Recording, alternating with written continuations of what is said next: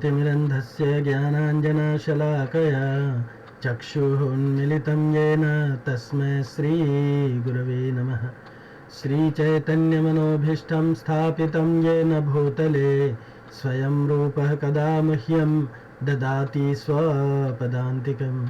वन्देऽहं श्रीगुरौ श्रीयुतापदकमलं श्रीगुरून् वैष्णवांश्च श्रीरूपं साग्रजातं सहगण रघुनाथान्वितं तं सजीवं साद्वैतं सावधूतं परिजनसहितं कृष्णचैतन्यदेवं श्रीराधाकृष्णपादान् सहगण ललिता श्रीविशाखान्वितांश्च। हे कृष्ण करुणा सिन्धु दीनबन्धो जगत्पते गोपेश गोपिकाकान्त श्रीराधाकान्त नमोऽस्तुते। तप्तकाञ्चन गौराङ्गी श्रीराधे वृन्दावनेश्वरी वृषभानुसुते देवी प्रणमामि हरिप्रिये। वाञ्छाकल्पतरुभ्यश्च कृपा सिन्धुभ्येव च पतितानां पावनेभ्यो वैष्णवेभ्यो नमो नमः। जय श्री कृष्ण चैतन्य प्रभु नित्यानंद श्री अद्वैत गदाधर श्रीवासादि गौर भक्तवृंद। हरे कृष्णा कृष्णा कृष्णा हरे हरे, हरे राम राम राम हरे हरे। हरे कृष्णा। भक्ति शास्त्री के अंतर्गत भगवद गीता के प्रथम मॉड्यूल पे हम लोग चर्चा कर रहे हैं और कल हम लोगों ने इंट्रोडक्शन के बारे में चर्चा किया था, परिचय के बारे में भगवद गीता। तो उस समय मैं आपको एक बात बताना चाहता था कि हम ये गीता में 700 श्लोक हैं और हर एक श्लोक के लिए श्रील प्रभुपाद जी ने तात्पर्य दिए हुए हैं। तो हम हर एक श्लोक को चर्चा करना इस जो डिस्कशन है ये इसके स्कोप के पूरी तरह से बाहर है। तो हम लोग 18 अध्याय की चर्चा करेंगे, लेकिन हम श्लोकों का कनेक्शन और उसके जिस्ट को आपको एक तारतम्यता बताते हुए मैं आपको गाइड करूँगा। बाकी भगवद गीता का जो यथारूप है श्रील प्रभुपाद जी का, उसका आपको तात्पर्य के साथ में विस्तार से स्टडी करना पड़ेगा, पढ़ाई करना पड़ेगा और इससे क्लू लेकर के, इससे गाइडेंस लेकर के हम इस चीज़ को अच्छी तरह से समझ सकते हैं।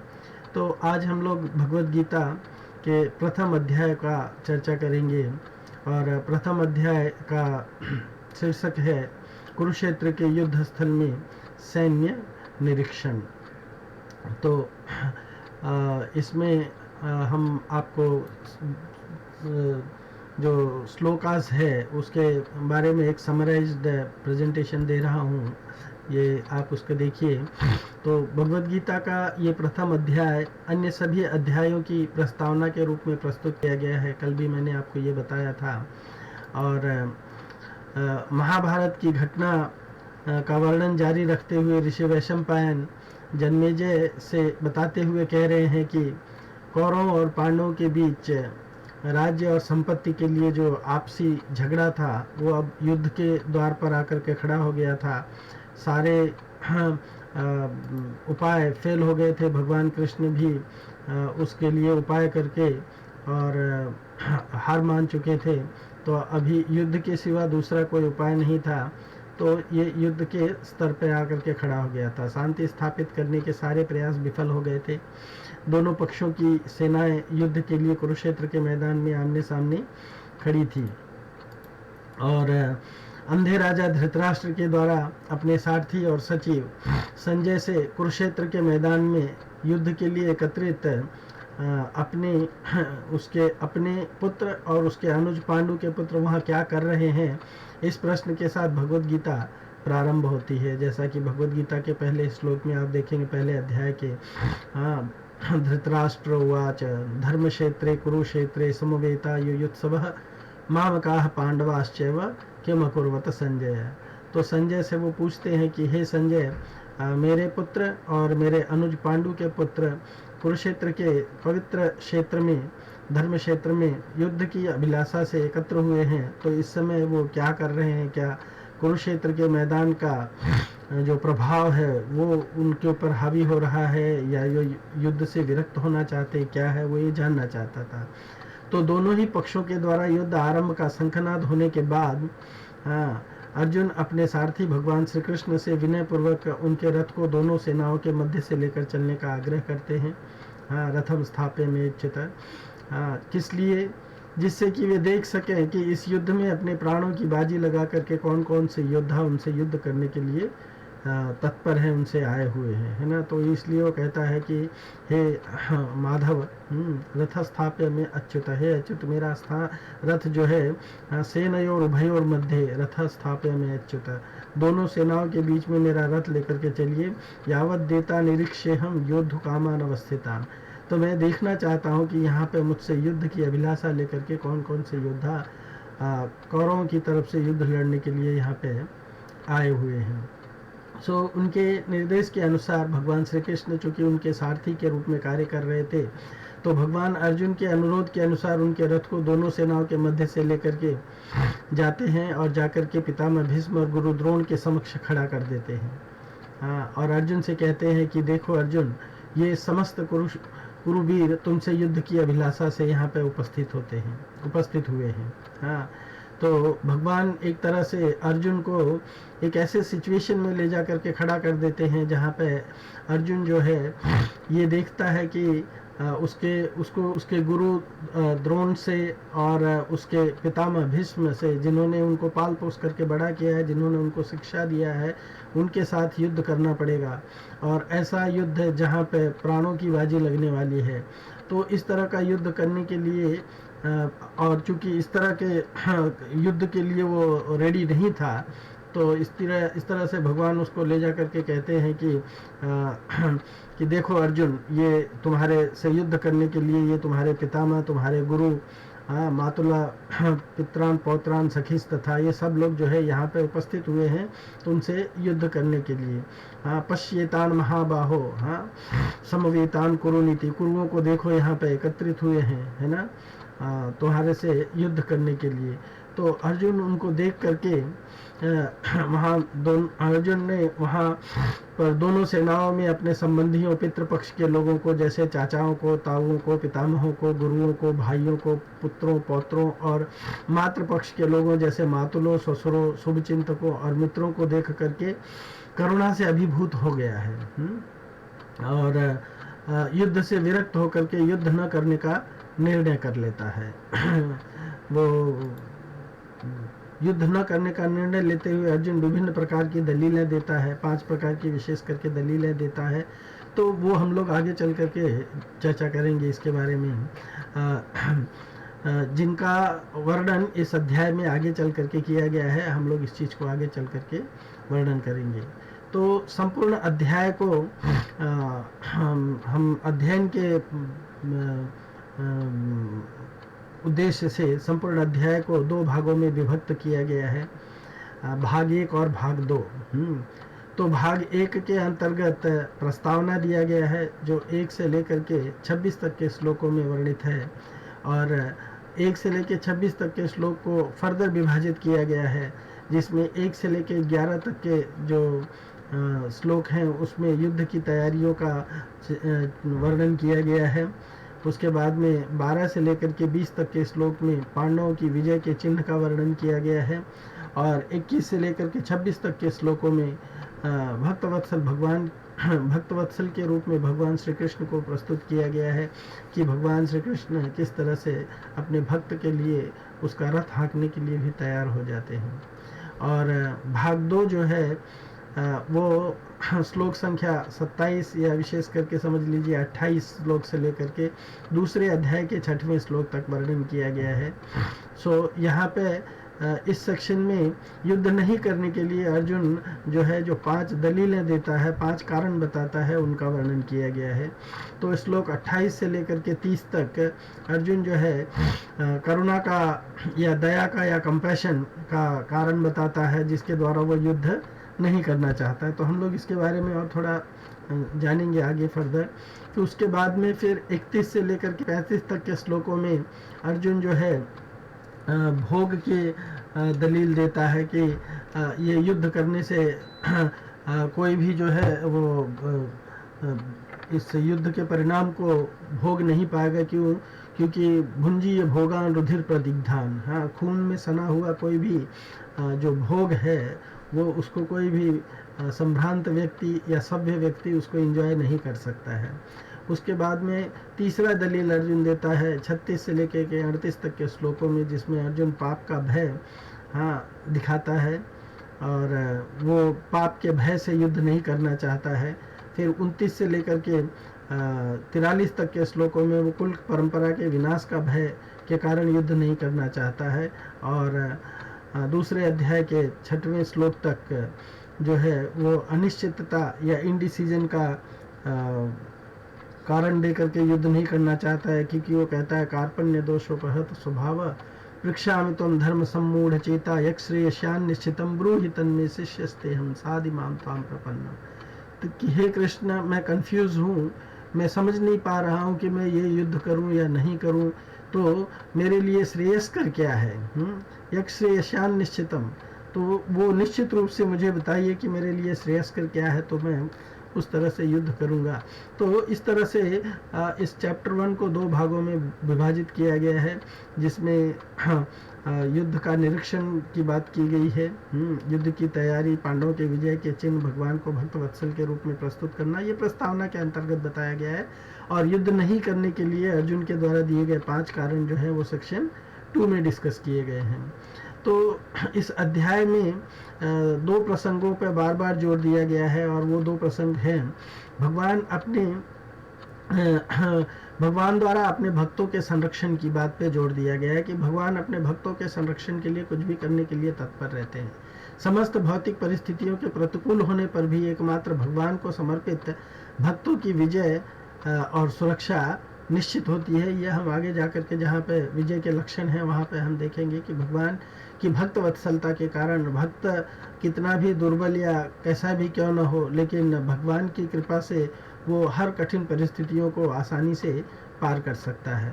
और अपने भक्तों के लिए भगवान तुच्छ से तुच्छ कार्य करने के लिए भी कटिबद्ध रहते हैं। इसका वर्णन किया गया है इसमें, यानी भगवान जो है इस जगत के स्वामी हैं, लेकिन एक रथ के सारथी का कार्य, एक ड्राइवर का कार्य भगवान करने के लिए तत्पर हो जाते हैं, केवल अपने भक्त की प्रसन्नता के लिए। भगवद गीता परात पर भगवान श्री कृष्ण को अपने भक्त के रूप में समर्पित एक दास के रूप में प्रस्तुत करती है कि भगवान जो है अपने भक्त के अधीन हो जाते हैं। और भागवत में कहा भी गया है, भगवान उद्धव से कहते हैं कि अहम भक्त पराधीन हो। और मैं स्वतंत्र नहीं हूँ। भगवान कहते हैं कि हे उद्धव, मैं स्वतंत्र नहीं, अस्वतंत्र ही द्विज। कि मैं स्वतंत्र नहीं हूँ, मैं भक्त के पराधीन हूँ। उद्धव से नहीं कहते हैं। अम्बरीश महाराज ये क्या कहते हैं, अम्बरीश महाराज को शाप दिए थे जो दुर्वास ऋषि से कहते हैं कि अस्वतंत्र ही द्विज, कि हे द्विज, मैं अस्वतंत्र हूँ, मैं अपने भक्त के पराधीन रहता हूँ। एक बार श्यामानंद प्रभु जी एक बहुत अच्छा पॉइंट बता रहे थे कि भगवान का एक भक्त जो है अकेला रहता था, भगवान पर समर्पित था, भगवान की सेवा में अपना जीवन व्यतीत करता था। एक बार उसको लूज मोशन हो गया, पेचिस के कुछ पेट में कुछ कंटामिनेशन हो जाने के कारण उसको पेचिस होने लगा, और पेचिस उसका रुक नहीं रहा था। 4 दिन हो गया, 5 दिन हो गया, और पेचिस हो जाने के कारण उस व्यक्ति को वो बहुत ही, चूँकि पूरा सिस्टम से पानी ड्रेन हो रहा था और कुछ रुक नहीं रहा था उसके पेट में, इसलिए वो बहुत दुर्बल हो गया, बहुत कमज़ोर हो गया।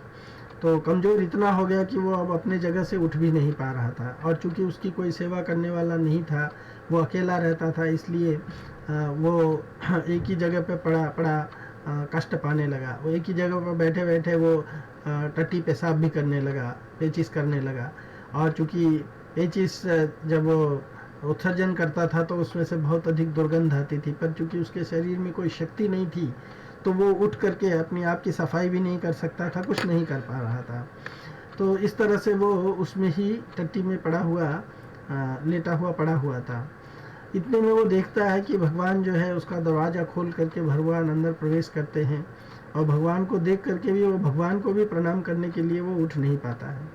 भगवान आकर के उसको आशीर्वाद देते हैं, और उसके बाद में फिर भगवान जो है उसके जो मल उत्सर्जन किया होता है चारों तरफ उसके शरीर में लिपटा होता है, उसके बिस्तरे पे लिपटा होता है, भगवान उसको सब खुद से पर्सनली साफ करते हैं और उसको उठा करके नहलाते धुलाते हैं।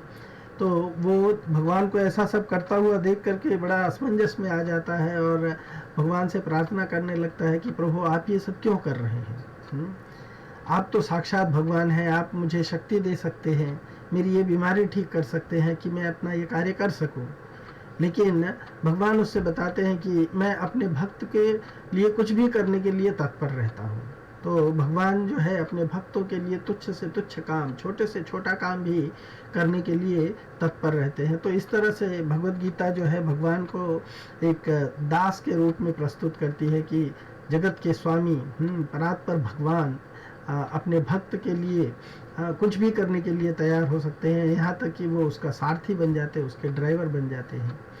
और उसके बाद में फिर 1 से लेकर के 26 तक के श्लोकों में इसमें बताया गया है कि भगवान श्री कृष्ण का भक्त विपरीत भौतिक परिस्थितियों के होते हुए भी सदैव विजयी होता है। इसमें अम्बरीश महाराज का उदाहरण है, विभीषण का उदाहरण है, अर्जुन का स्वयं का उदाहरण है। हाँ, अम्बरीश महाराज का उदाहरण ये है कि उनका टक्कर जो है वो दुर्वास ऋषि के साथ हो जाता है। दुर्वास ऋषि जो है वो बड़े ही यौगिक शक्तियों के स्वामी थे, और उन्होंने अम्बरीश महाराज के ऊपर कुपित होकर के एक कृत्या का निर्माण किया, जो कृत्या अम्बरीश महाराज को नष्ट कर देना चाहती थी, लेकिन भगवान के चक्र ने आकर के अम्बरीश महाराज की रक्षा की और उस कृत्या का वध कर दिया। उसके बाद वो चक्र जो है वो दुर्वास ऋषि की तरफ गया, और दुर्वास ऋषि जो है चारों तरफ घूम आए शेल्टर मांगने के लिए, लेकिन भगवान का चक्र जो है हमेशा उनका पीछा करता रहा।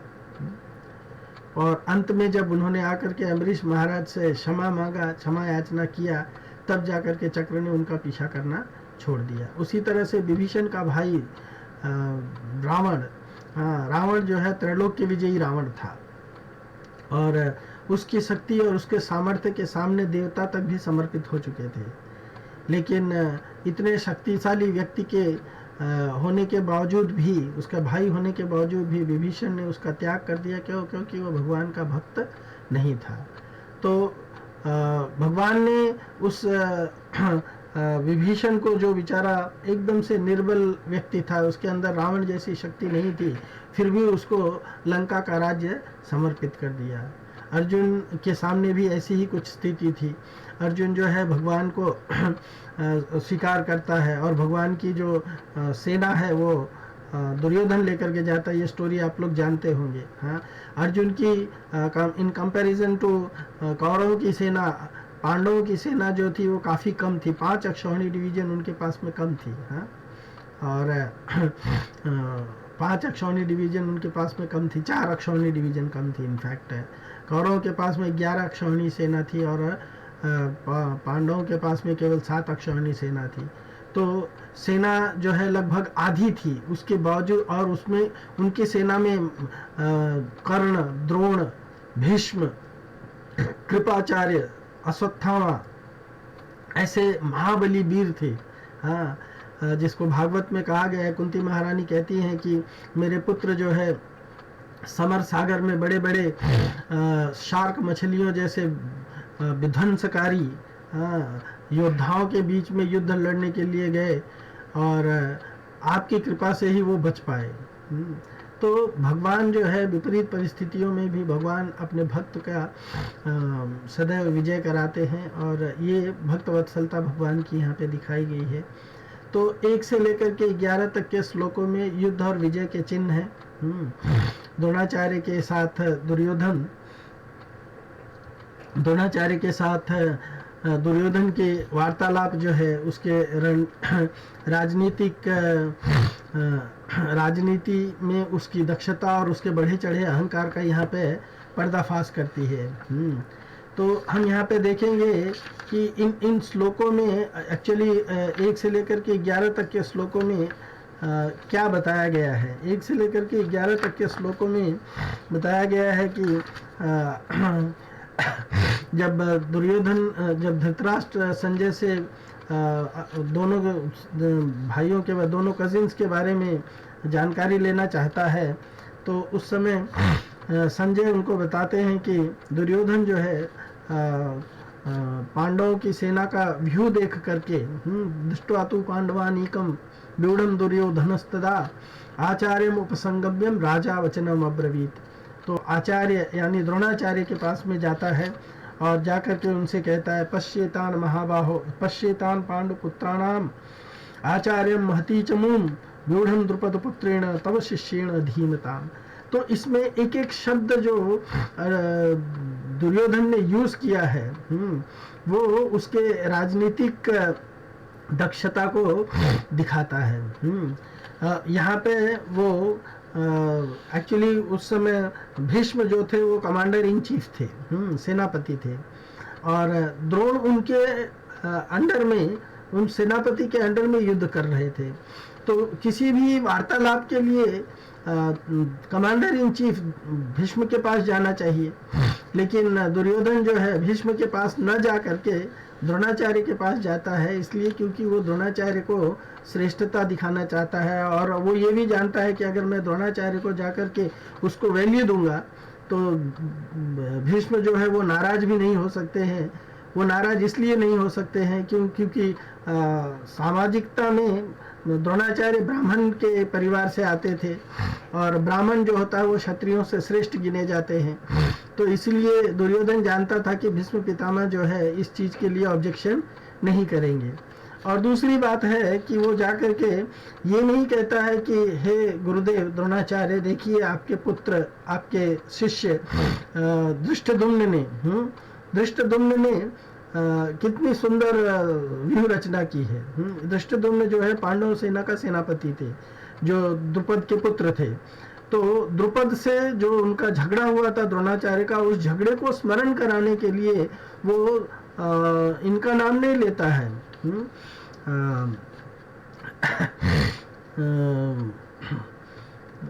द्रुपद पुत्र का नाम नहीं लेता है, धृष्टद्युम्न का नाम नहीं लेता है। उस किसका नाम लेता है? वो इनका नाम धृष्टद्युम्न नहीं, हाँ, वो कहता है कि तव शिष्य, आपका शिष्य, लेकिन आपका शिष्य द्रुपद का पुत्र है। आपका शिष्य जो है वो द्रुपद का पुत्र है और द्रुपद से आपका रिलेशन ठीक नहीं था और द्रुपद जो है वो आपसे दुश्मनी का भाव रखता है। आपने भी द्रुपद को हराने के लिए प्रतिज्ञा कर रखी है, फिर भी आप उसके पुत्र को, जो आपको मारने के लिए द्रुपद ने उसको यज्ञ से प्रकट करवाया है, तो फिर भी आप जानते हुए भी इतनी बड़ी मूर्खता किया कि उस व्यक्ति को आपने, हाँ, धृष्टद्युम्न को आपने युद्ध की कला कौशल सिखाया, हाँ, युद्ध का कला कौशल सिखाया। और देखो अब वो आपसे ही कला कौशल सीख करके आपके ही साथ युद्ध करने के लिए वो किस तरह से सेना की व्यूह बना रहा है। तो इस तरह से बातें करके, इस तरह के शब्दों का यूज करके दुर्योधन जो है वो अपने इसको राजनीतिक कुशलता को दिखाना चाहता है, राजनीतिक दक्षता को दिखाना चाहता है और अपने बड़े चढ़े अहंकार को बताना चाहता है। और उसके बाद में वो कहता है अत्र सुरा महेश्वासा भीमा अर्जुन समायुधि युयुधानो विराटश्च द्रुपदश्च महारथा। तो फिर वो ये कहता है कि पांडवों की सेना में देखो कितने प्रकार के, हाँ, इस सेना में भीम तथा अर्जुन के समान युद्ध करने वाले अनेक वीर धनुर्धर हैं, हाँ, जैसे महारथी युयुधाना, विराट और द्रुपद। सो युयुधाना जो है वो सात्यकी हैं,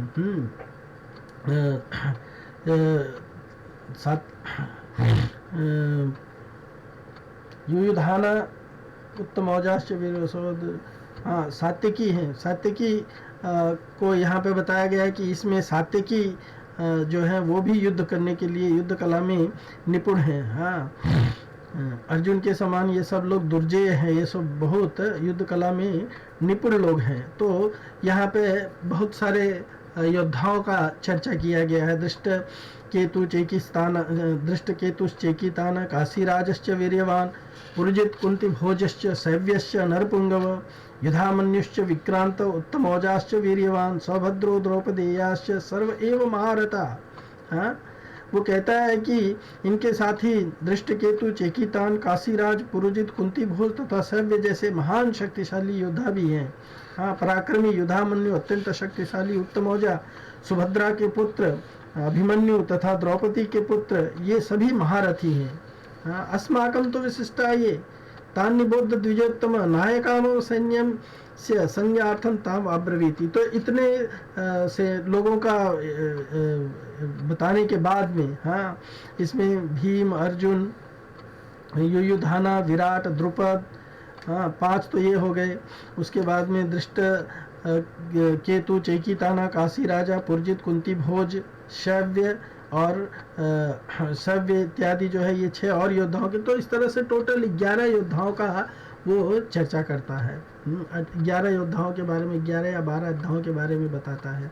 और उसके बाद में फिर कहता है कि किंतु हे ब्राह्मण श्रेष्ठ, आपकी सूचना के लिए मैं अपनी सेना के नायकों के विषय में भी बताना चाहूँगा, जो मेरी सेना को संचालन करने में विशेष रूप से निपुण हैं। तो उसमें सबसे पहले वो द्रोणाचार्य का ही नाम लेता है। भवान भीष्मश्च द्रोणश्च कर्णश्च कृपश्च समितिंजय अश्वत्थामा विकर्णश्च सौमदत्ती तथैव च। मेरी सेना में स्वयं आप हैं, भीष्म है, कर्ण है, कृपाचार्य है, अश्वत्थामा है, विकर्ण है, सोमदत्त का पुत्र भूरिश्रवा है। ये सब युद्ध में सदैव विजयी रहने वाले लोग हैं। तो इनके बारे में चर्चा करता है, कंपैरिजन करता है।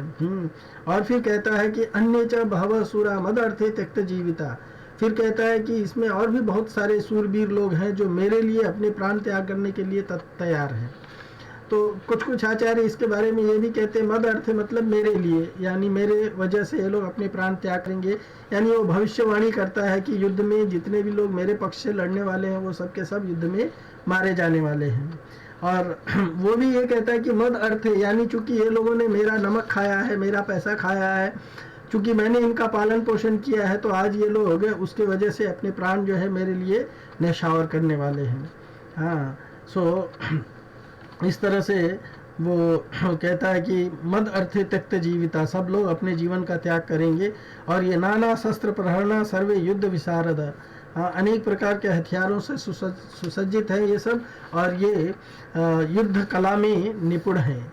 और उसके बाद में फिर उसके मन में एक प्रकार का भय है, तो उस भय को दबाने के लिए वो एक अलग कंपैरिजन करता है। वो कहता है कि अपर्याप्तं तदस्माकं बलम भीष्माभिरक्षितम, हाँ, पर्याप्तं में तेषां बलम भीमाभिरक्षितम। हाँ, कि हमारी शक्ति अपरिमेय है, यानी इमेजरेबल है। हाँ, उसका परिमाण नहीं बताया जा सकता है, उसका मेजरमेंट नहीं दिया जा सकता है। और हम सब पितामह द्वारा भली भांति संरक्षित हैं, क्योंकि हमारे तरफ से युद्ध करने के लिए भीष्म पितामह है, और भीष्म पितामह को ये वरदान है, इच्छा मृत्यु का वरदान है। और उनके जैसा शक्तिशाली योद्धा उस समय उस प्लैनेट अर्थ पे कोई नहीं था। हाँ, तो वो ये कंपैरिजन देता है, लेकिन उसके मन में एक्चुअली भीम से और अर्जुन से बड़ा भय लगा हुआ है। हाँ, फिर भी कहता है कि पांडवों की सेना जो है वो पर्याप्त है, यानी पांडवों की शक्ति भीम और द्वारा भली भांति संरक्षित होकर के भी सीमित है। पर एक तरह से उसके मन में भीम के प्रति डर है।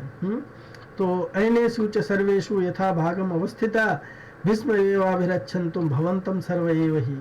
फिर भी इतना कहता हुआ कि भीष्म महारथी हैं, फिर भी उनके बारे में कहता है कि इसलिए सैन्य व्यूह में अपने अपने मोर्चे पर खड़े रह करके आप सभी भीष्म पितामह की पूरी सहायता करें। यानी भीष्म पितामह जैसा कहते हैं वैसा करें और युद्ध में लड़ने के लिए तत्पर रहें। तो इस तरह से इस युद्ध में वो बताना चाहता है कि मद अर्थे त्यक्त जीविता, यानी वो एक भविष्यवाणी करता है कि सब लोग जो है वो मरने वाले हैं और केवल पांडव लोग जो है वही लोग जीत पाएंगे। तो इस तरह से उसमें वो आगे चल करके और भी बताया जाता है कि किस तरह से युद्ध के लक्षण भी दिखाई देते हैं। हाँ, कि जब शंख और नगाड़े और बिगुल और सिंह सहसा बज उठे तो चारों तरफ जोरदार कोलाहल होने लगा। हाँ, और जब सब लोगों ने अपने अपने शंख बजाए तो शंख बजा करके स घोषो धार्तराष्ट्राणाम हृदयानि व्यदारयत नभश्च पृथ्वीं च व तुमलो अभ्युनादयन, है ना।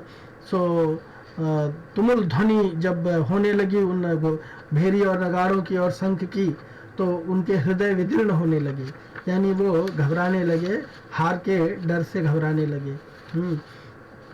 अर्जुन के पक्ष में योद्धाओं को देख करके घबराने लगे। तो ये सब कुछ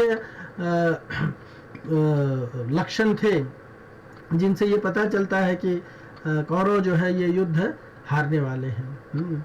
और 12 से लेकर के 26 तक में युद्ध के प्रारंभ की बात की गई है, जिसमें दोनों सेनाओं के द्वारा शंखनाद होता है, जिसका 12 से लेकर के 19 तक के श्लोकों में चर्चा है। तो यहाँ पे शंखों के नाम दिए गए हैं सबके, और कौन कौन से शंख बजाते हैं, तो ये सब आप लोग थोड़ा याद रखिएगा, ये आपके लिए क्वेश्चन आ सकता है। तो भीष्म पितामह ने जब देखा कि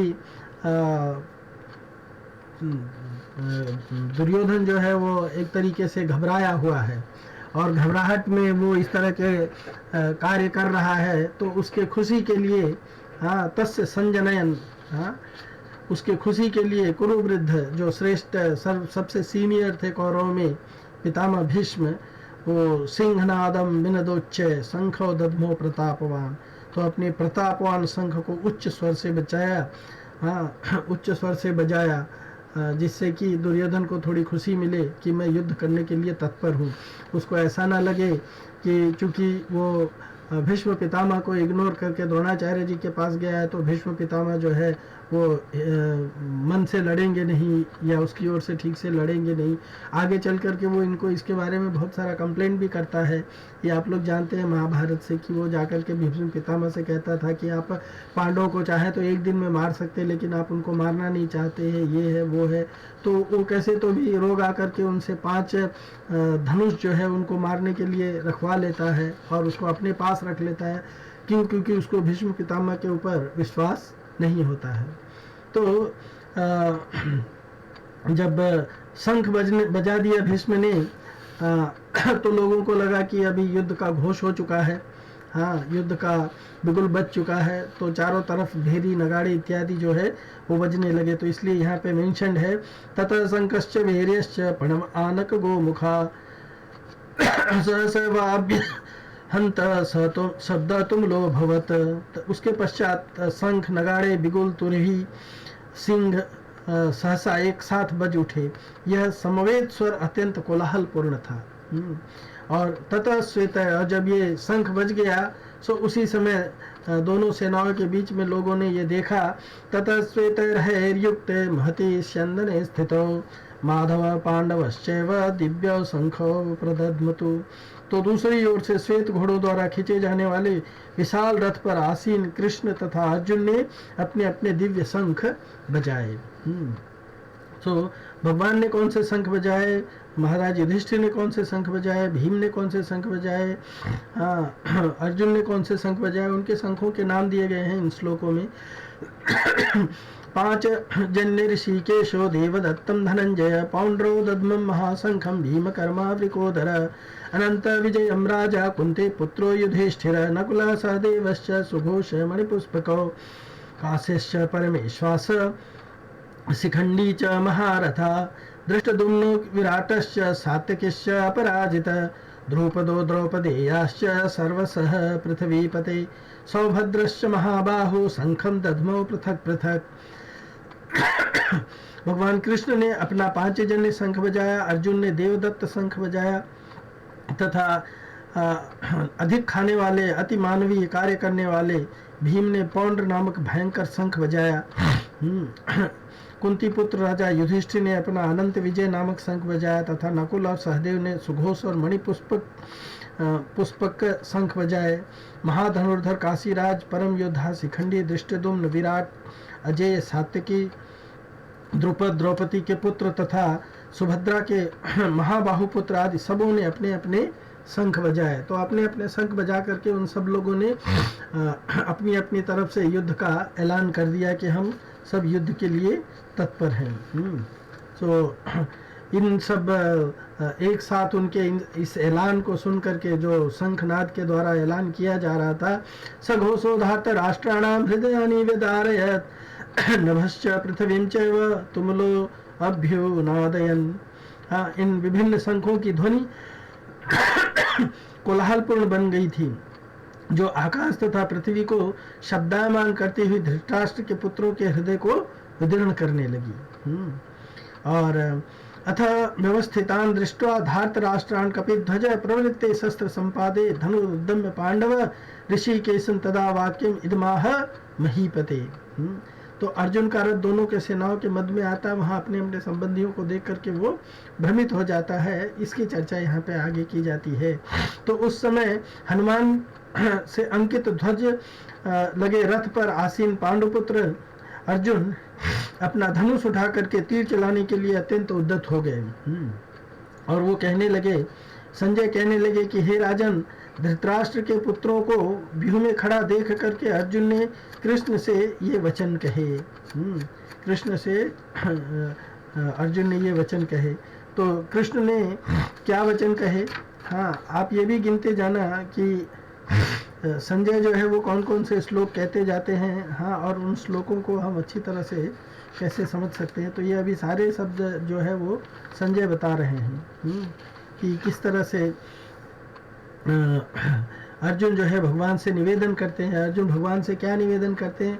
सेनयोरुभयोर्मध्ये रतस्थाप्य मे अच्युतः यावद्देता निरीक्षेऽहं योद्धुकामान् अवस्थितान् कैर्मया सह योद्धव्यम् अस्मिन् रणसमुद्यमे। अर्जुन कहता है कि हे अच्युत, कृपा करके मेरा रथ दोनों सेनाओं के बीच ले चलें, जिससे मैं यहाँ उपस्थित युद्ध की अभिलाषा रखने वालों और शस्त्रों की इस महान परीक्षा में जिनसे मुझे संघर्ष करना है, मैं उन लोगों को देख सकूं। उन लोगों को देख सकूं। तो इस तरह से वो निवेदन करता है भगवान से। और भगवान जो है उसके अर्जुन ये भी कहता है, हाँ, योत्स्यमाना न वेच्छे हम ते अत्र समागता या एते अत्र समागता धातराष्ट्रास्य दुर्बुद्धे युद्धे प्रिय चिकित्सव। मुझे उन लोगों को देखने दीजिए जो यहाँ पर धृतराष्ट्र के दुर्बुद्धि पुत्र दुर्योधन को प्रसन्न करने की इच्छा से लड़ने के लिए यहाँ पे आए हुए हैं।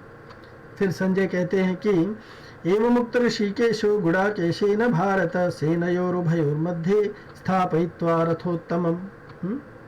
और फिर भगवान के संजय ने कहा कि जिस तरह जब अर्जुन ने इस तरह से कहा, तो गुडाकेश के कहने से ऋषिकेश भगवान ने दोनों सेनाओं के बीच अपने रथ को ले जाकर के स्थापित किया।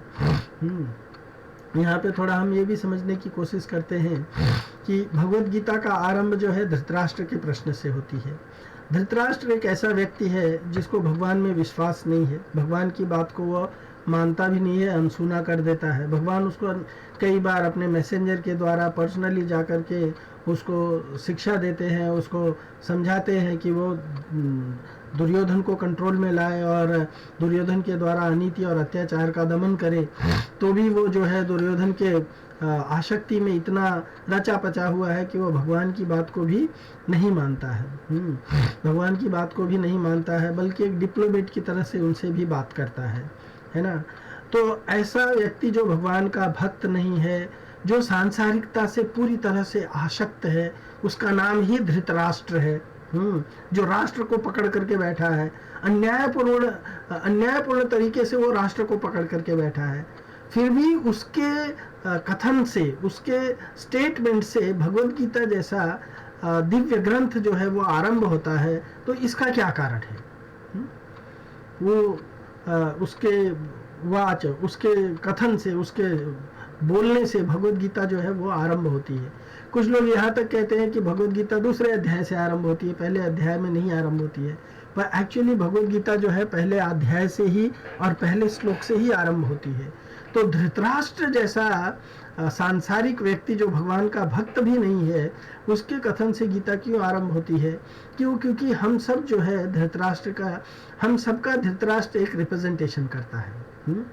हम सभी लोग भी किसी न किसी प्रकार से धृतराष्ट्र हैं। हाँ, और ये गीता भगवान जो है, दुग्धम, हम लोगों ने कल चर्चा किए थे ना कि पार्थवत्स सुधीर भोक्ता, जो सुधी लोग हैं, जो गीता के अपने जीवन का लक्ष्य साधना चाहते हैं, ऐसे लोगों के लिए गीता जो है भगवान ने दिया है। तो धृतराष्ट्र जैसा व्यक्ति जो संसारिकता में रचा पचा है, ऐसा व्यक्ति भी किस तरह से गीता से उसका उद्धार हो सकता है। यद्यपि धृतराष्ट्र जैसा व्यक्ति जो है, सेम अर्जुन ने वही गीता सुना, अर्जुन पहले कंफ्यूज था, बाद में उसका कंफ्यूजन सब दूर हो गया और उसके भ्रम जो है वो नष्ट हो गया। लेकिन धृतराष्ट्र का भ्रम नष्ट नहीं हुआ। क्यों? क्योंकि धृतराष्ट्र जो है वो राष्ट्र में ही अटका हुआ है, अपनी आसक्ति में ही अटका हुआ है, उसको गीता के रहस्य पे कभी ध्यान नहीं दिया, इसलिए वो कभी नहीं समझ पाया। तो धृतराष्ट्र ने कहा, संजय, धर्मभूमि कुरुक्षेत्र में युद्ध की इच्छा से एकत्र हुए मेरे तथा पांडुपुत्रों ने क्या किया, ये मुझे बताओ। तो भगवद गीता एक आध्यात्मिक ज्ञान का वैज्ञानिक प्रस्तुतिकरण है। इसे साक्षात परात्पर भगवान श्री कृष्ण ने ही प्रस्तुत किया। या स्वयं पद्मनाभस्य मुख पद्माद्रि निशता। सो गीता का अध्ययन कैसे करें? श्रील प्रभुपाद जी गीता महात्म्य को उद्धृत करते हुए बताते हैं कि गीता का अध्ययन कैसे करना चाहिए। गीता का अध्ययन विश्लेषणात्मक तरीके से करना चाहिए। विश्लेषणात्मक तरीका क्या होता है? विश्लेषणात्मक तरीका होता है एनालिटिकल स्टडी, यानी हमें गीता के तारतम्य को अगर समझना है, हर एक श्लोक के एक दूसरे से कनेक्शन को समझना है, हर चैप्टर के एक दूसरे से कनेक्शन को समझना है, तो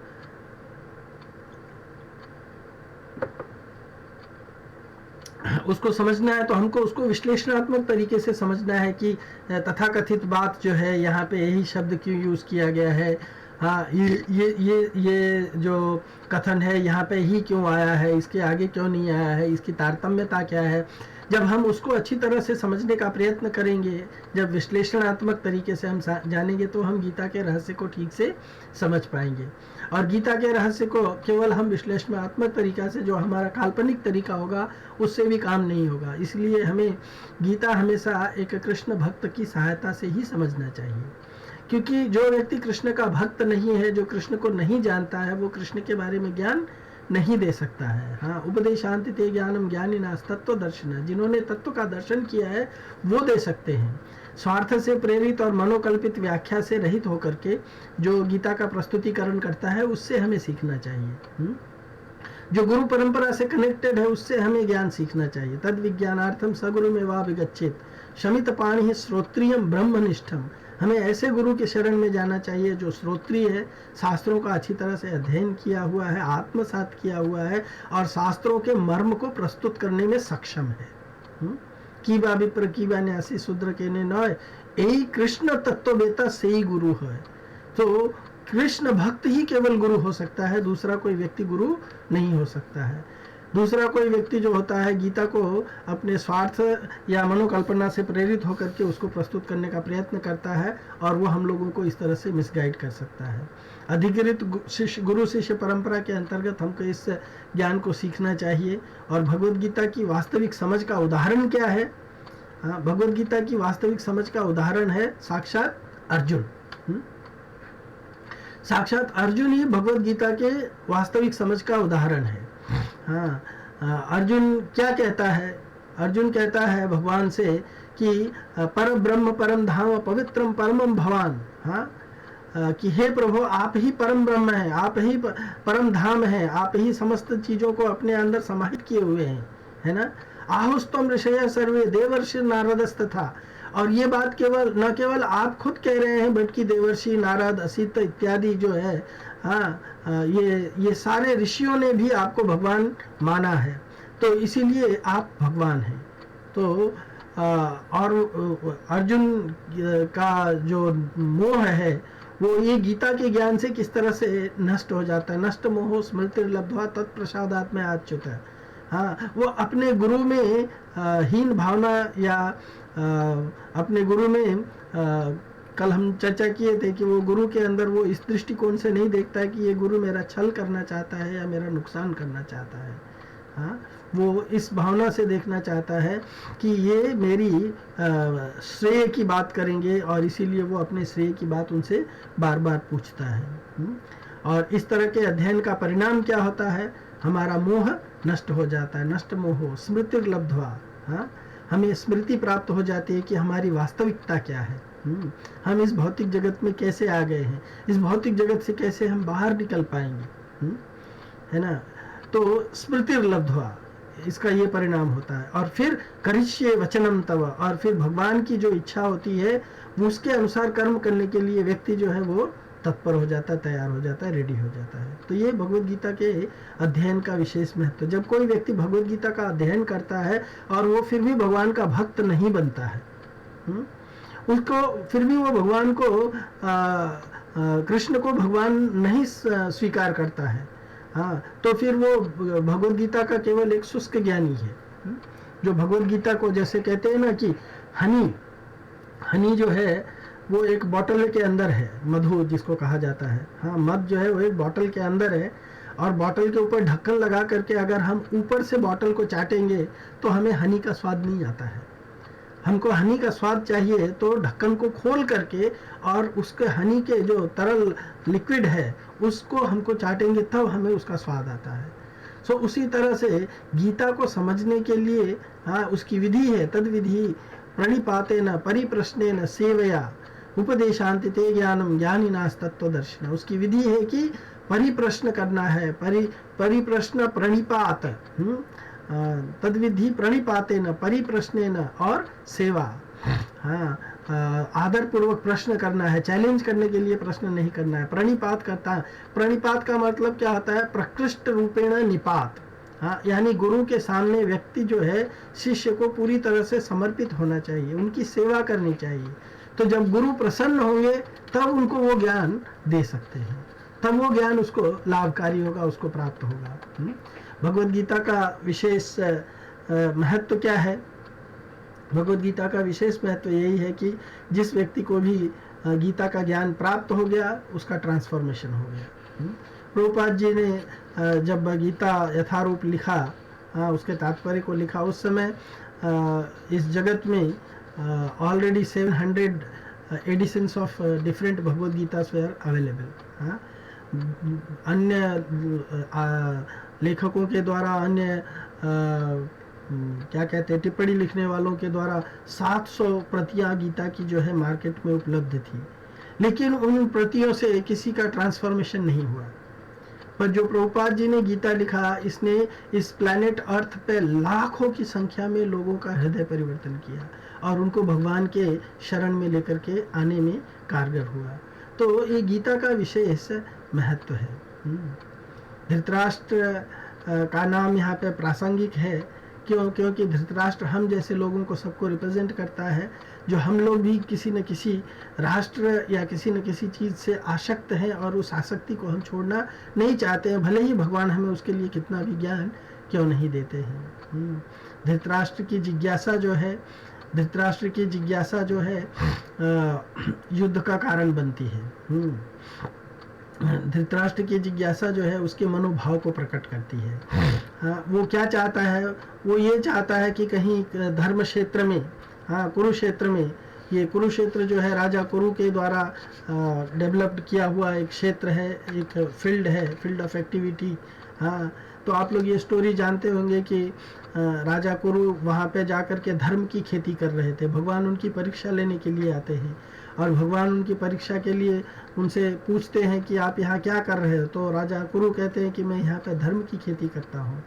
भगवान एक किसान के रूप में थे, उन्होंने कहा कि मुझे भी थोड़ा बीज दे दीजिए, मैं भी ये धर्म की खेती करूँगा। तो राजा कुरु ने अपना दाया हाथ काट करके उनको दे दिया और जब उसको भगवान ने किसान के रूप में ले लिया तो कहा कि ये पर्याप्त नहीं है बीज, मुझे और भी बीज की आवश्यकता है।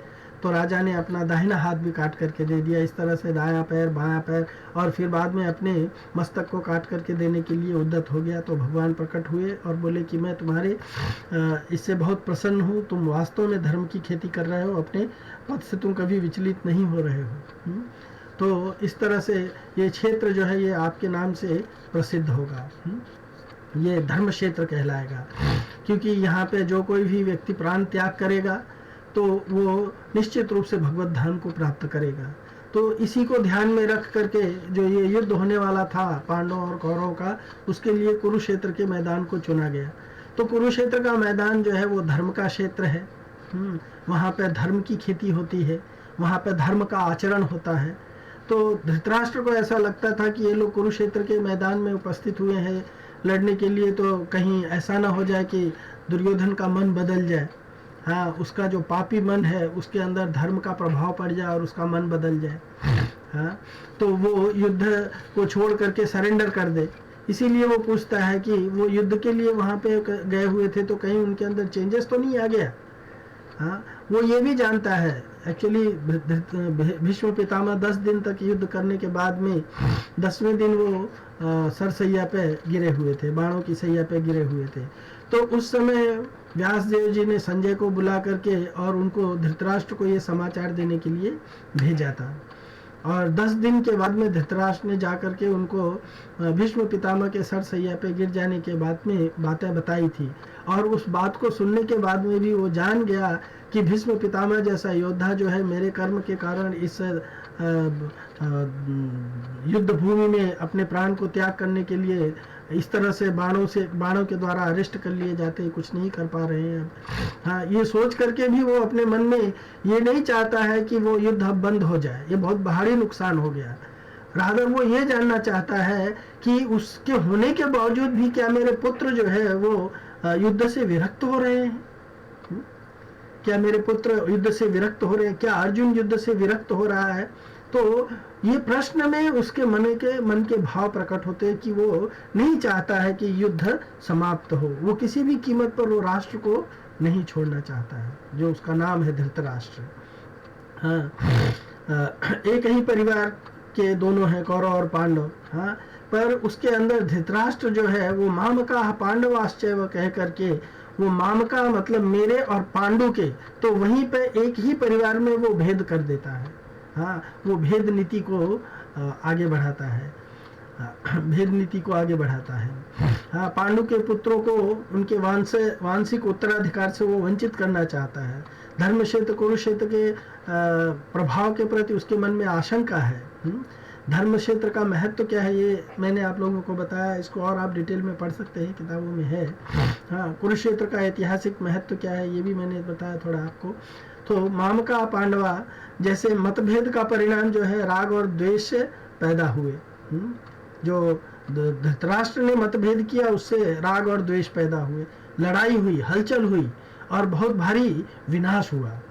और उसी जगह पे अर्जुन भी जो है, हाँ, धृतराष्ट्र के मन में उत्पन्न हलचल से विनाश हुआ और अर्जुन के मन में उत्पन्न हलचल से भगवत गीता प्रकट हुई। अर्जुन का भी मन जो है वहां पे विचलित हो गया था। हाँ, कार्पण्य दोषो अपहृत स्वभाव पृक्षामि त्वं धर्म सम्मूढ़ चेता। भगवान से कहता है कि मैं धर्म से सम्मूढ़ हो चुका हूँ, तो भ्रमित हो गया था। पर उसका भ्रम जो है, क्योंकि वो भगवान का भक्त था, तो भगवान का भक्त जब भ्रमित होता है तो उससे कुछ अच्छी चीजें प्रकट होती है। लेकिन अगर एक सांसारिक व्यक्ति इस तरह से मतभेद क्रिएट करता है तो राग और द्वेष पैदा होते हैं और लड़ाई और हलचल होती है। ये हमें समझने का प्रयत्न करना चाहिए। भगवत गीता दूसरे श्लोक में संजय धृतराष्ट्र के प्रश्न का उत्तर देना आरंभ करते हैं और कहते हैं कि हे राजन, पांडु पुत्रों द्वारा सेना की व्यूह रचना दे करके दुर्योधन अपने गुरु के पास गया और उनसे ये शब्द कहे। क्या शब्द कहे थे ये हम लोगों ने बताया था।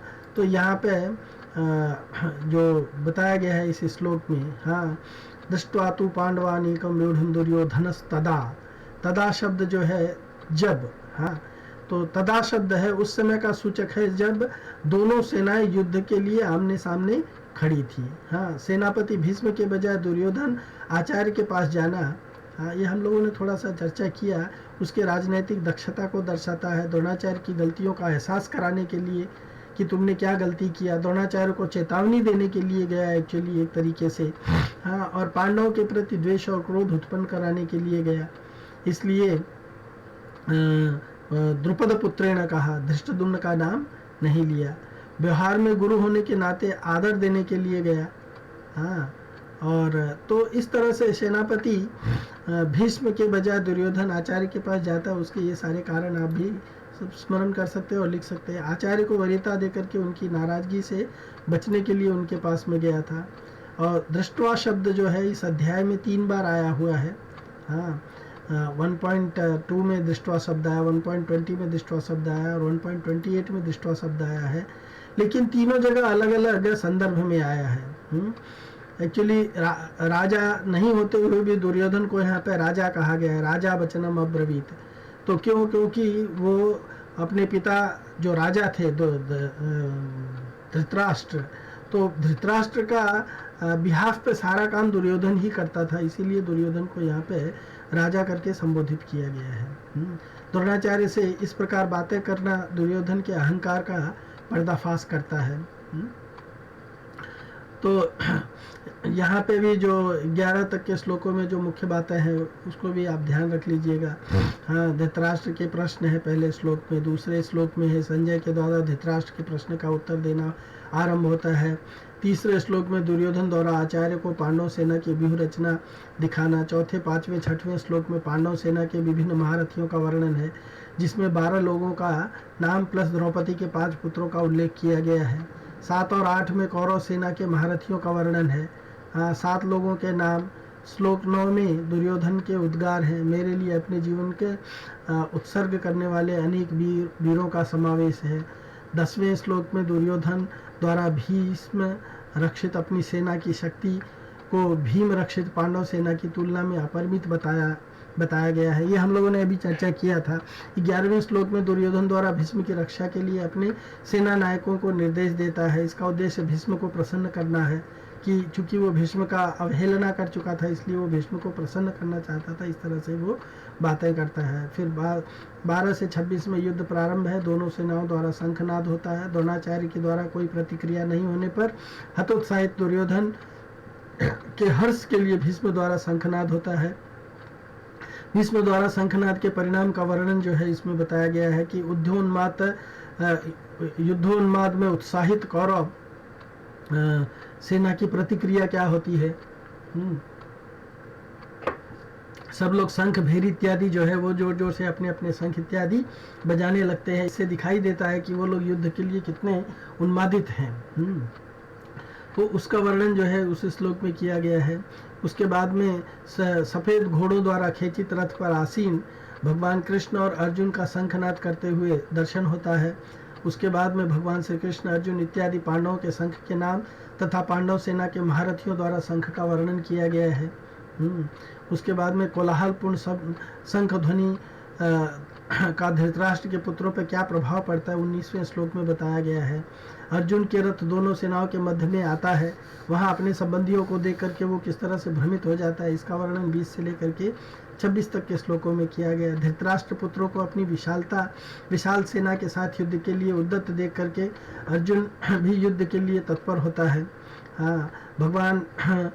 अर्जुन भगवान से निवेदन करता है कि उसके रथ को दोनों सेनाओं के मध्य से लेकर चलें, जिससे दुष्ट बुद्धि दुर्योधन के साथ देने और युद्ध की अभिलाषा से आए हुए महारथियों को देख सके। इसका वर्णन इसमें आता है। फिर अर्जुन की इच्छा से भगवान ने उसके रथ को दोनों सेनाओं के मध्य में विशेष रूप से द्रोण और भीष्म के सामने ला करके खड़ा कर दिया। इसका वर्णन 24 और 25 में है। और वहाँ अपने पितृपक्ष और मातृपक्ष के संबंधियों को देख करके अर्जुन करुणा से अभिभूत हो जाता है और भगवान श्री कृष्ण से युद्ध से विरक्त होने के लिए दलीलें देने लगता है, जो ये सेक्शन 2 में बताया गया है।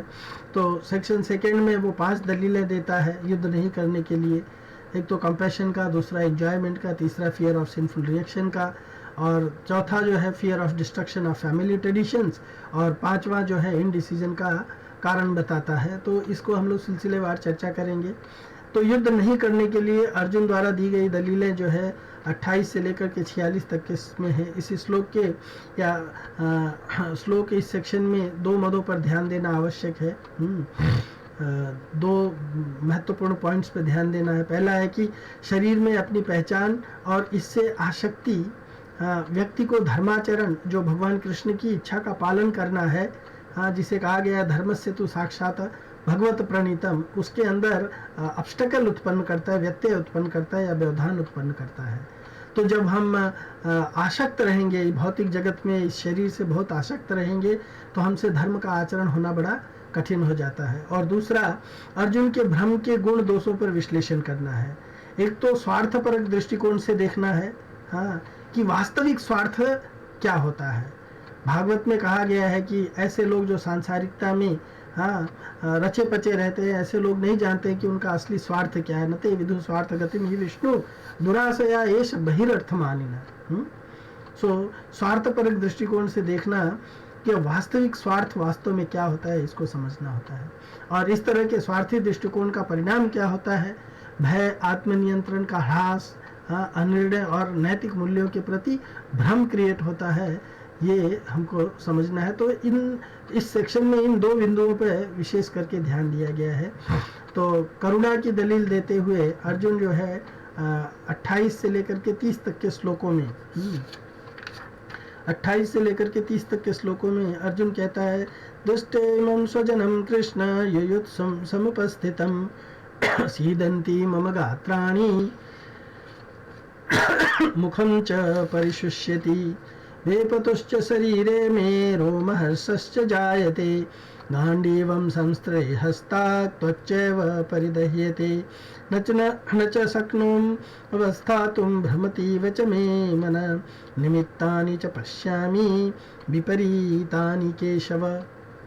अर्जुन कहता है कि हे कृष्ण, इस प्रकार युद्ध की इच्छा रखने वाले अपने मित्रों तथा संबंधियों को अपने समक्ष उपस्थित देखकर के मेरे शरीर के अंग कांप रहे हैं और मेरा मुंह सूखा जा रहा है। मेरा सारा शरीर कांप रहा है, मेरे रोंगटे खड़े हो रहे हैं, मेरा गांडीव धनुष मेरे हाथ से सरक रहा है, मेरी त्वचा जल रही है। मैं यहाँ अब और अधिक खड़ा रहने में असमर्थ हूँ। मैं अपने को भूल रहा हूँ और मेरा सिर चकरा रहा है। हे कृष्ण, मुझे तो केवल अमंगल के कारण ही दिखाई दे रहे हैं। तो अर्जुन ये सारी चीजें क्यों बोलता है? तो हमारे आचार्यगण बताते हैं कि करुण हृदय नम्र भक्त अर्जुन मारकाट नहीं चाहता है। ये कोई भी भक्त नहीं चाहता है मारकाट। इसीलिए क्योंकि भक्त का हृदय जो है वो दया से भरा रहता है। वो लोगों के दुख को देख करके पर दुखी रहता है और दूसरों के दुख को देख करके वो उनका दुख दूर करना चाहता है। तो अर्जुन भी जो है वो लोगों को मारकाट से उनको नष्ट नहीं करना चाहता है। और ये करुणा भली है, पर बुद्धि के द्वारा अगर ठीक से निर्देशित नहीं है तो ये करुणा जो है, जैसे आप लोग वो टाइफाइड वाले स्टोरी सुनते हैं कि बड़ी बहन जो है वो टाइफाइड के रोग से पीड़ित है, छोटी बहन उसकी सेवा करना चाहती है और डॉक्टर के मना करने के बावजूद भी वो उसको तले हुए पकौड़े समोसे इत्यादि खिलाती है, जिससे वो पुनः बीमार पड़ जाती है। तो करुणा अच्छी चीज़ है, लेकिन अगर बुद्धि से निर्देशित नहीं है तो करुणा जिसके प्रति हम करुणा कर रहे हैं वो उसका नुकसान भी कर सकता है। भगवान कृष्ण इस कंपैशन का या करुणा का उत्तर जो है, जो अर्जुन दलीलें दे रहा है, वो दूसरे अध्याय के 11वें से लेकर के 30 तक के श्लोक में देते हैं। जब हम उस चैप्टर में जाएंगे तो वहाँ पे हम पढ़ेंगे। करुणा या दया भाव के चिन्ह जो है इसमें बताया गया है कि वे पथुश्च शरीरे में रोमहर्षश्च जायते, मेरा सारा शरीर कांप रहा है, रोंगटे खड़े हो रहे हैं, मेरा गांडीव धनुष हाथ से सरक रहा है। ये करुणा के चिन्ह है कि व्यक्ति जो है वो कंपकपी आने लगती है, शरीर कंपायमान होने लगता है, रोंगटे खड़े होने लगते हैं। और दया के विभिन्न कारण क्या है, विभिन्न दृष्टिकोण क्या है? दया के शुद्ध भक्त के हृदय सरल होने के कारण करुणा का होना स्वाभाविक है। जैसे कि भागवत में कहा भी गया है, यस्यास्ति भक्तिर् भगवती किंचन सर्वैर्गुणैः तत्र समासते सुराः हरा भक्तस्य कुतो महद्गुणा मनोरथे न सती धावतो वही। कि जो भगवान का भक्त नहीं होता है उसके अंदर करुणा नहीं होती है। उसके अंदर भक्ति, जिसके अंदर भक्ति होती है उसके अंदर सारे अच्छे गुण आ जाते हैं देवताओं के। तो करुणा भी देवताओं के एक गुण है। भगवान में बेहिचक भक्ति होने के कारण भक्त में सभी दैवी गुण प्रकट हो जाते हैं। अमानित्वम, अधम्भित्वम, अहिंसा, शांति, रार्जवम, आचार्योपासनम, शौचम, स्थैर्यम, आत्म विनिग्रह, इंद्रियार्थेषु वैराग्यम, अनहंकार एव च, जन्म मृत्यु जरा व्याधि दुख दोष अनुदर्शनम। हाँ, तो इस तरह के जितने भी लक्षण हैं, जितने भी गुण हैं, भक्त के अंदर ऑटोमेटिकली डेवलप होने लगते हैं। क्यों? क्योंकि वो भगवान की भक्ति करता है। इसके विपरीत अभक्त यद्यपि सांसारिक विद्या और संस्कृति में बहुत बढ़ा चढ़ा भी हो सकता है, फिर भी उसमें दैवीय गुणों का अभाव देखा जाता है। वह केवल मन के रथ पर सवार होकर के सांसारिकता में भ्रमण करता रहता है और भगवान की बहिरंगा शक्ति या माया शक्ति के चंगुल में जकड़ा रहता है। हाँ? अर्जुन के सरल हृदय का द्योतक क्या है? उसके मन में दोनों ही पक्षों के प्रति सहानुभूति है, दया है। वो दोनों ही पक्ष के किसी भी लोगों का नुकसान करना नहीं चाहता है। भौतिकता के स्तर पर झूठी सहानुभूति, विशेष करके शरीर की हत्या, केवल भौतिक करुणा का द्योतक है, न कि वास्तविक करुणा का द्योतक है। हाँ, अपने मूल स्वरूप में आध्यात्मिक होती है। वास्तविक करुणा अपने मूल स्वरूप में, और जब किसी को किसी के ऊपर भक्ति होती है, जैसे एक एग्जाम्पल दिया जाता है कि किसी का बेटा, एक धनवान व्यक्ति का बेटा अगर कहीं खो गया है और आपको कहीं मिलता है, बड़े ही डेस्टिट्यूट कंडीशन में है, हाँ, बीमार है, तो आप उसको दवाई दिला सकते हैं, भोजन दिला सकते हैं, उसके फटे पुराने कपड़े को नया कर सकते हैं। पर सबसे बड़ा अच्छा कार्य आप उसको ये कर सकते हैं कि आप उसके पिता तक उसको पहुंचा सकते हैं। तो जब वो उसके पिता तक पहुंच जाएगा तो उसके सारे रोटी कपड़ा मकान इत्यादि जो भी डेस्टिट्यूशन है, वो सारे डेस्टिट्यूट जो है वो ऑटोमेटिक खत्म हो जाएगा। तो जीव इस जगत में अनेक प्रकार के, भगवान भगवद गीता में ही कहते हैं, मैं वांशो जीव लोके जीव भूत सनातन मन षष्ठानि इंद्रियाणि प्रकृति स्थानी कर्षति। इस भौतिक जगत में आकर के अनेक प्रकार के कष्ट भोग रहा है मन और इंद्रियों के कारण, उनके चंगुल में फंसा हुआ रह करके। तो जो करुणा वाला भक्त होता है, हाँ, वो लोगों को भगवान की शरण में लेकर के आता है, जिससे कि उस करुणा के कारण वो व्यक्ति जो है उसको वास्तविकता प्राप्त हो जाती है और वो भगवत धाम वापस लौट जाता है।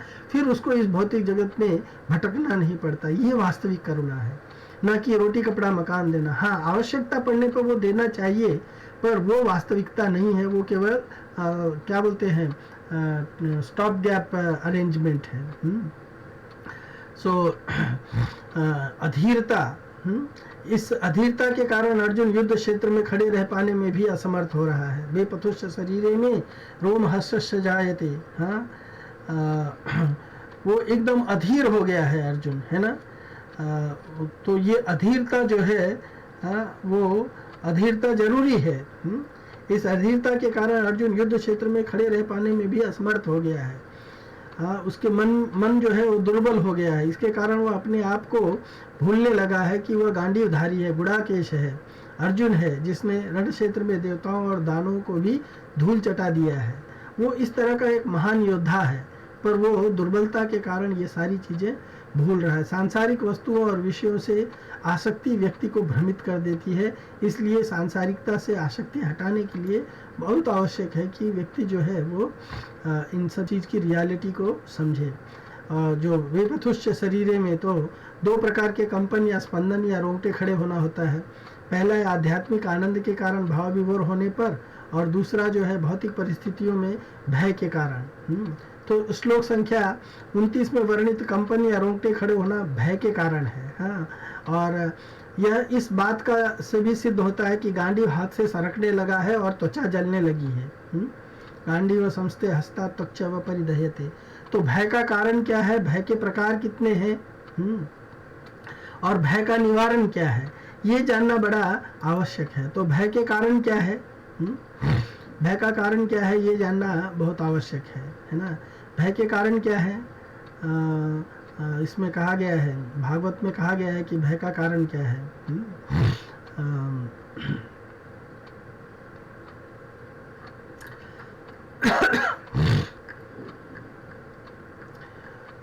भयं द्वितीया विनिवेशत स्यात् विपर्ययो स्मृति। हाँ, विपर्ययो स्मृति है ना। भयं द्वितीया विनिवेशत स्यात् विपर्ययो स्मृति। हाँ, ईसाद पेशा ईसाद ईशाद पेतस्य विपर्ययो स्मृति तन्माया तो बुध आवजेतम भक्त कैशम गुरुदेवतात्मा।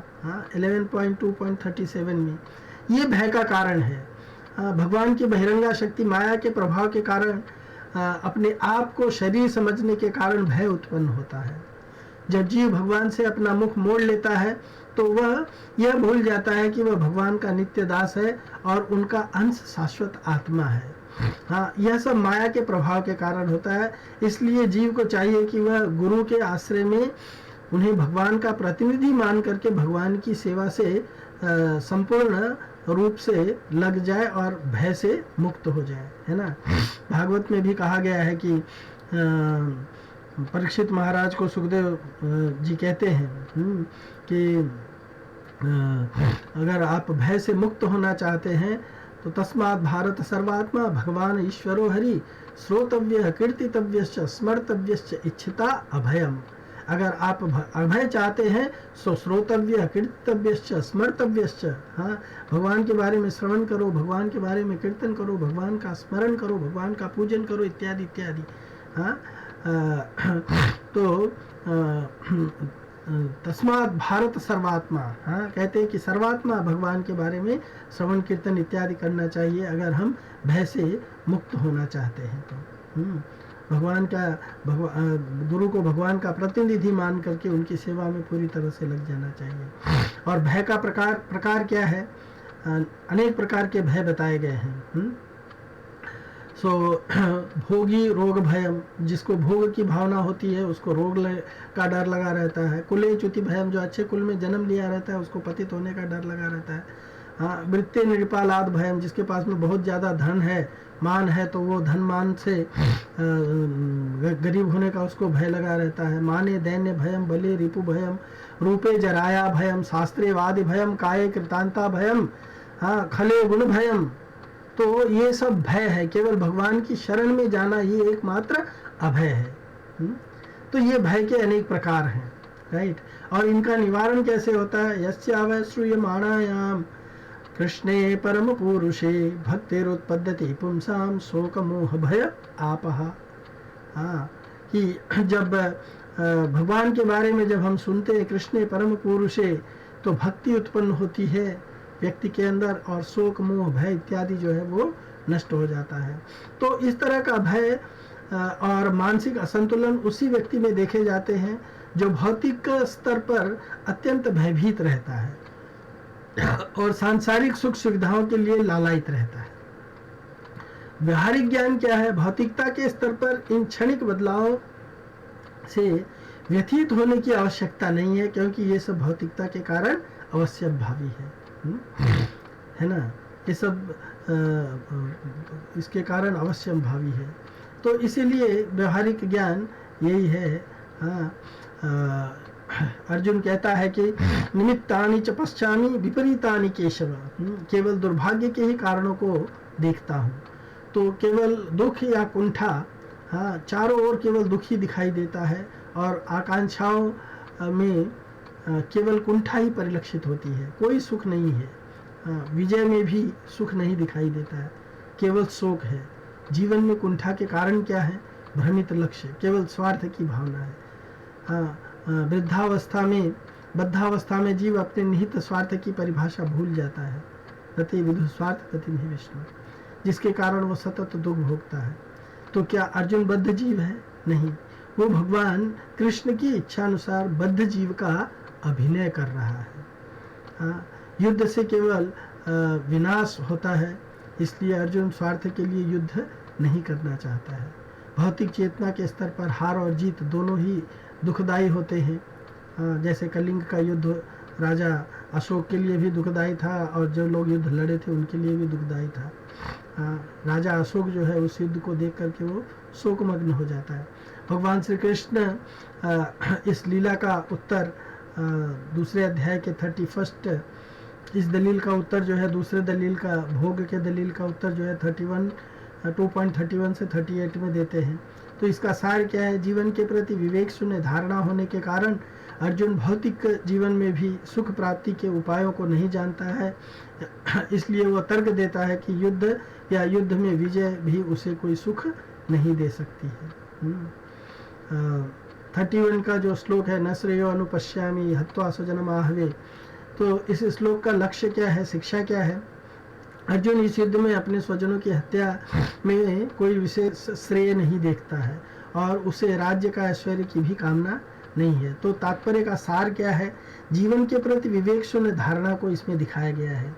शोक संविग्न मानसिकता जो तत्व ज्ञान की प्राप्ति में प्रतिकूल होती है, उसी से विवेक शून्य धारणा उत्पन्न होती है और ये विवेक शून्य धारणा भी तत्व ज्ञान की प्राप्ति में अवरोधक होती है। तो विवेक शून्य धारणा से ग्रसित बद्ध जीव अपने असली स्वार्थ विष्णु को न जानने के कारण शारीरिक संबंधों की ओर आकर्षित होते हैं और सोचते हैं कि इनसे वे प्रसन्न रहेंगे। विवेक शून्य धारणा के कारण बद्ध जीव भौतिक सुख के मूलभूत कारणों को भी भूल जाता है। विवेक शून्य धारणा के कारण अपने निहित कर्तव्य और परंपरा को भी विस्मृत होता जाता है, जैसे अर्जुन अपने क्षत्रिय धर्म का और परंपरा को भूल जाता है। विवेक शून्य धारणा के कारण धर्म और अधर्म का और अधर्म में धर्म का आभास होने लगता है और उसी तरह का आचरण भी होने लगता है। इसलिए अर्जुन कहता है, न कांक्षे विजयम कृष्ण न च राज्यम सुखानि च। मुझे राज्य नहीं चाहिए, मुझे राज्य का सुख नहीं चाहिए। तो कृष्ण अर्जुन से कहते हैं कि युद्ध का लौकिक लाभ है जिससे मिलने पर निष्कंटक राज्य की प्राप्ति होगी, यश और मान सम्मान मिलेगा, ये तुम्हारे लिए भोग की विषय है। तो अर्जुन कहता है कि न कांक्षे विजयम कृष्ण न च राज्यम सुखानि च। मुझे विजय, राज्य और सुख की कोई अभिलाषा नहीं है। जैसे कोई व्यक्ति यदि भूखा नहीं है तो उसे भोजन पकाने की भी इच्छा नहीं होती है, तो उसी तरह से अर्जुन जो है राज्य इत्यादि के लिए लोभी नहीं दिखता है। और इन कारणों से संबंधियों की क्या बात करें, अर्जुन अपने दुश्मनों को भी नहीं मारना चाहता है। वो सोचता है कि उन्हें मारने से उसे कोई सुख नहीं मिलने वाला है। उस परिस्थिति में अर्जुन वास्तव में क्या चाहता है? वह युद्ध से विरक्त हो जाना चाहता था। वन में जाकर के दुखपूर्ण एकाकी जीवन व्यतीत करना ही हर दृष्टि से उसे श्रेयस्कर लगता है। यद्यपि वह सब कुछ छोड़ करके भाग जाना भी ठीक समझता है, फिर भी धर्मानुसार उसके राज्य की प्राप्ति उसके संबंधियों से युद्ध में ही निहित है।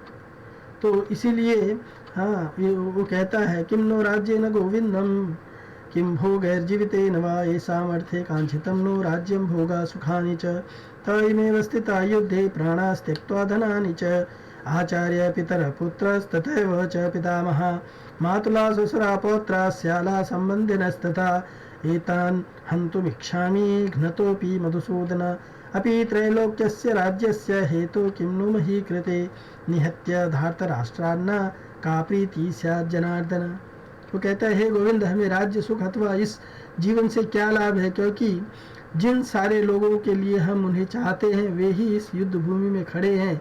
हे मधुसूदन, जब गुरुजन, पितृगण, पितामह, मामा, ससुर, पौत्रगण, साले तथा अन्य सारे संबंधी अपना अपना धन और प्राण देने के लिए तत्पर हैं और मेरे समक्ष खड़े हैं, तो फिर मैं इन सबको क्यों मारना चाहूँगा, भले ही वे मुझे क्यों ना मार डालें।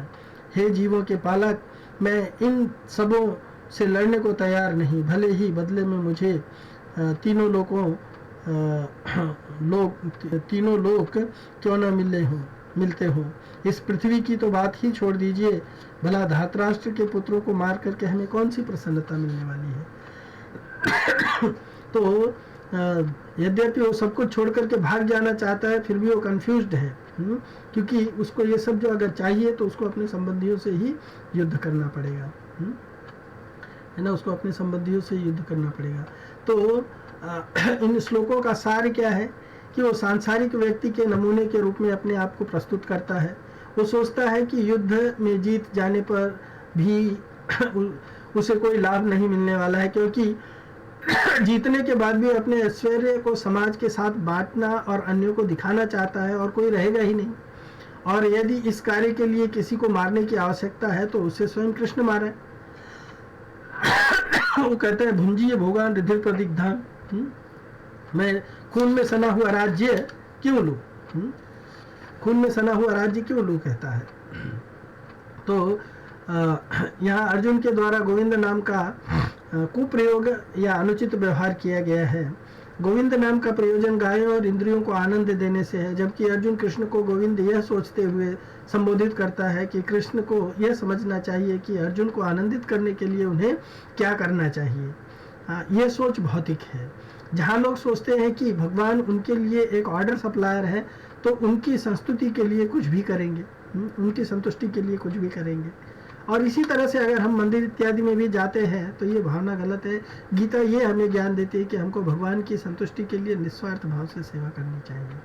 हाँ, भगवान जीवों के इंद्रियों की संतुष्टि उसी स्तर तक करेंगे जितनी आवश्यकता होगी, न कि जितना जीव चाहेगा। गोविंद हमारी इंद्रियों की संतुष्टकि के लिए नहीं है, बल्कि हमारी इंद्रियां उनकी संतुष्टि के लिए कार्यरत होनी चाहिए। है ना, कहा भी है कि ऋषिकेश सेवनम भक्ति रुच्यते। तभी जब हम इंद्रियों से भगवान की सेवा करते हैं, भगवान की इंद्रियों को संतुष्ट करते हैं, तभी वास्तव में भक्ति आरंभ होती है। जब जीव गोविंद की इंद्रियों की संतुष्टि के लिए कार्य करेगा तो उसे उसकी अपनी इंद्रियों को संतुष्टि अपने आप हो जाएगी। जिस तरह से भागवत के इस श्लोक में बताया गया है, यथातर मूल निषेचने न तृप्यंती तत्र भुजो उपशाखा प्राणोपहारश्च यथेन्द्रियाणा तथैव सर्वार्हणम अच्युत इज्ज्या। हाँ, सो श्रील प्रभुपाद अपने तात्पर्य में सांसारिक जीवन और आध्यात्मिक जीवन की गणना करने का स्वभाव बताते हैं। सांसारिक जीवन दिखावा करने की प्रवृत्ति है, हाँ, जबकि आध्यात्मिक जीवन में भक्त भगवान की इच्छा की पूर्ति करना चाहता है। सांसारिक जीवन में व्यक्ति अच्छा व्यक्ति कहलाने की लालसा रखता है, लेकिन आध्यात्मिक जीवन में भगवान के लिए कुछ भी स्वीकार करने को तैयार रहता है, चाहे कोई उसे अच्छा कहे, चाहे कोई उसे बुरा कहे।